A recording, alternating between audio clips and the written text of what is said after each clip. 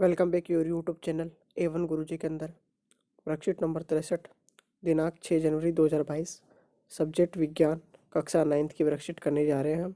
Topic था हमारा गुरुत्वाकर्षण और गुरुत्वाकर्षण में हम पढ़ेंगे गुरुत्वीय बल के प्रभाव में गति। देखो ज्ञान क्या तुम बता सकती हो यदि निवार्त में समान आकार की एक लोहे की और एक प्लास्टिक की गेंद को समान ऊंचाई से एक साथ नीचे गिराते हैं तो कौन सी गेंद धरती पर पहले गिरेगी। तो दीदी कहती है कि मैंने अनुमान से लोहे की गेंद का द्रव्यमान अधिक होने की वजह से वह प्लास्टिक की गेंद से क्या होती है, भारी होती है, अतः लोहे की गेंद क्या सबसे पहले धरती पर गिरेगी। आगे देखो, जैसा कि हम जानते हैं कि पृथ्वी प्रत्येक गुरुत्वाकर्षण क्या करती है, पृथ्वी क्या करती है, प्रत्येक वस्तु को गुरुत्वाकर्षण बल से खींचती है जिससे गुरुत्वीय त्वरण क्या होता है, उत्पन्न होता है। गुरुत्वीय त्वरण वस्तु के क्या करता है, द्रव्यमान पर निर्भर नहीं करता। ये लाइन इंपॉर्टेंट है, कौन सी, कि गुरुत्वीय त्वरण वस्तु के द्रव्यमान पर निर्भर नहीं करता। इसलिए निवार्त में दोनों गेंदें ही नहीं परंतु कोई भी वस्तु एक ही दर से क्या करेगी, नीचे गिरेगी। यानी निवार्त में क्या होता है, गुरुत्वीय त्वरण नहीं होता, इस वजह से कोई भी वस्तु वहां से गिराएंगे ना। जैसे मान लो लोहे की गेंद गिराई और क्या गिराया अपन ने, कोई भी लकड़ी गिराई, ठीक है, तो दोनों क्या होगी, एक समान गति से नीचे की ओर आएगी, ठीक है, क्योंकि वहां पे क्या होता है, गुरुत्वीय त्वरण का मान शून्य होता है निवार्त के अंदर, ये ध्यान रखना। आगे क्वेश्चन पढ़ेंगे। यदि ये गतिविधि हम सामान्य परिस्थिति में, यानी जो ये गतिविधि है ना, हम अगर सामान्य परिस्थितियों में करके देखें तो हम क्या लेंगे, सबसे पहले एक पंख लेंगे और एक पत्थर के साथ करेंगे तो धरती पर पत्थर का टुकड़ा क्या करेगा, सबसे पहले नीचे गिरेगा। ऐसा क्यों होता है, ये सब होता है वायु के प्रतिरोध के कारण। ऐसा वायु के प्रतिरोध के कारण होता है। पंख पर लगने वाला जो वायु का प्रतिरोध पत्थर पर लगने वाले वायु के प्रतिरोध से अधिक होने के कारण पंख के गिरने की गति क्या हो जाती है, धीमी हो जाती है। यहाँ तक समझ में आया। जबकि पत्थर पर इसका प्रभाव बहुत कम पड़ता है, लेकिन इसी गतिविधि को यदि हम निवार्त में करें तो वहाँ वायु न होने की वजह से दोनों ही वस्तु मुक्त पतन से एक ही दर से एक साथ नीचे गिरेगी। कुछ आया समझ में। देखो यही अगर हम ना निवार्त में करेंगे ना यही गतिविधि, देखो देखो सबसे पहले तो इन्होंने किया सामान्य परिस्थिति में, तो सामान्य परिस्थिति में क्या किया, इन्होंने एक पंख लिया और एक पत्थर लिया, ठीक है, दोनों को क्या किया, दोनों को धरती पर फेंका।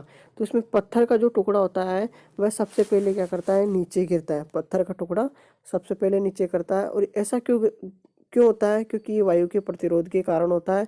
और दूसरा वहाँ क्या होता है, गुरुत्वीय त्वरण क्या होता है, विद्यमान रहता है। और पंख पर क्या होता है, पंख पर कम प्रतिरोध लगने की वजह से क्या होता है, उसकी गति क्या हो जाती है, धीमी हो जाती है।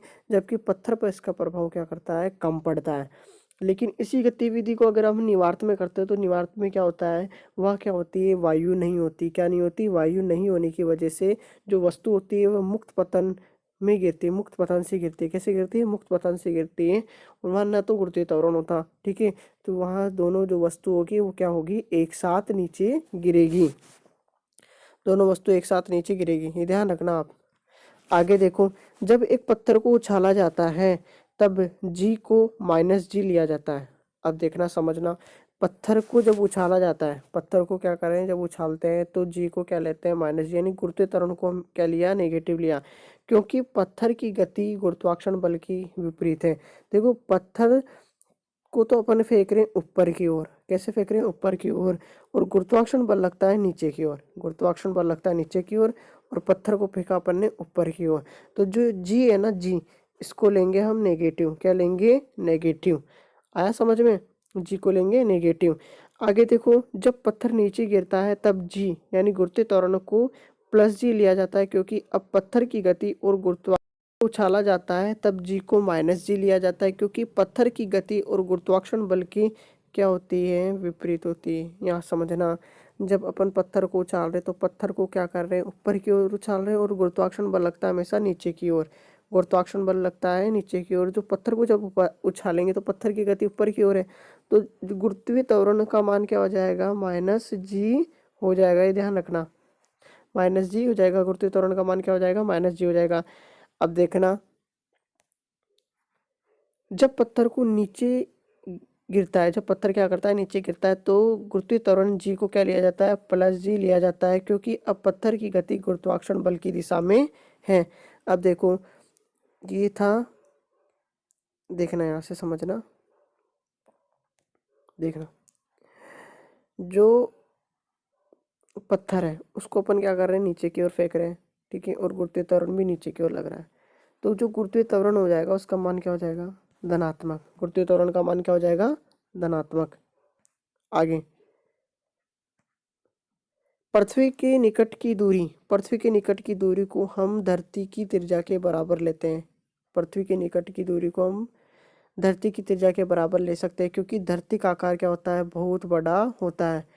देखो, कोई भी वस्तु अगर धरती के निकट है, जैसे ये मान लो पृथ्वी है, उसके निकट कोई भी वस्तु है, जैसे मान लो ये कोई वस्तु है, तो इसको है ना, धरती की जो त्रिज्या है उसके अंदर ही क्या कर लेंगे, उसको काउंट कर लेंगे, जो धरती की त्रिज्या है उसके अंदर ही उसको क्या कर लेंगे, काउंट कर लेंगे। ऐसा क्यों करेंगे, क्योंकि पृथ्वी है ना, उसका आकार क्या है, बहुत बड़ा है। आगे देखो, इसलिए जी को भी धरती के निकट एक स्थिति माना जा सकता है। इस कारण धरती पर गिरने वाली वस्तु के लिए हम गति के समीकरणों को त्वरण का गुरुत्वीय त्वरण लिख सकते हैं, त्वरण को गुरुत्वीय त्वरण लिख सकते हैं। अब देखना, जो गति का प्रथम नियम होता है वो क्या होता है, v बराबर u प्लस ए टी होता है।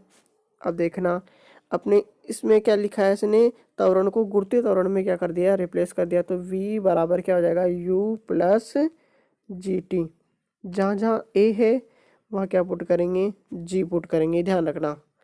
आगे देखो, सेकंड इक्वेशन क्या होती है, सेकंड इक्वेशन होती है गति की जो नियम की सेकंड इक्वेशन होती है, एस बराबर U T plus half A T square. यहाँ ध्यान रखना, तो यहाँ ए बराबर क्या पुट कर देंगे, जी पुट कर देंगे, तो ये हो जाएगा एस बराबर यू टी प्लस हाफ, देखना, हाफ जी टी स्क्वायर, ये ध्यान रखना, हाफ जी टी स्क्वायर। आगे देखो, इक्वेशन नंबर थर्ड क्या होती है, इक्वेशन थर्ड होती है v square minus u square बराबर 2a एस, ये होता है।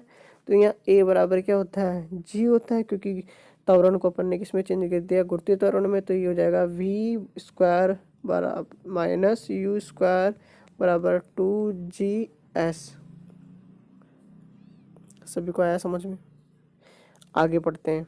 आगे क्वेश्चन दे रखा है कि कागज के टुकड़े और लोहे की मोटी कील को निवार्त में समान ऊंचाई से गिराने पर कौन पहले धरती पर पहुंचेगा।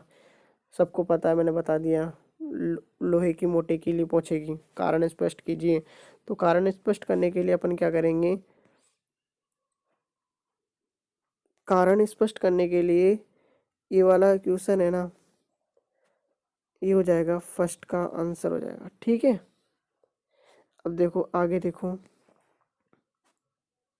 यदि हम किसी बॉल को ऊपर उछालें तो गुरुत्वीय त्वरण जी को माइनस जी क्यों लिया जाता है, जी को माइनस जी क्यों लिया जाता है। जब पत्थर को ऊपर उछाला जाता है तो जी को माइनस जी लिया जाता है, क्योंकि पत्थर की गति गुरुत्वाकर्षण की क्या होती है, विपरीत होती है। ये क्वेश्चन नंबर 2 का क्या हो जाएगा, आंसर हो जाएगा।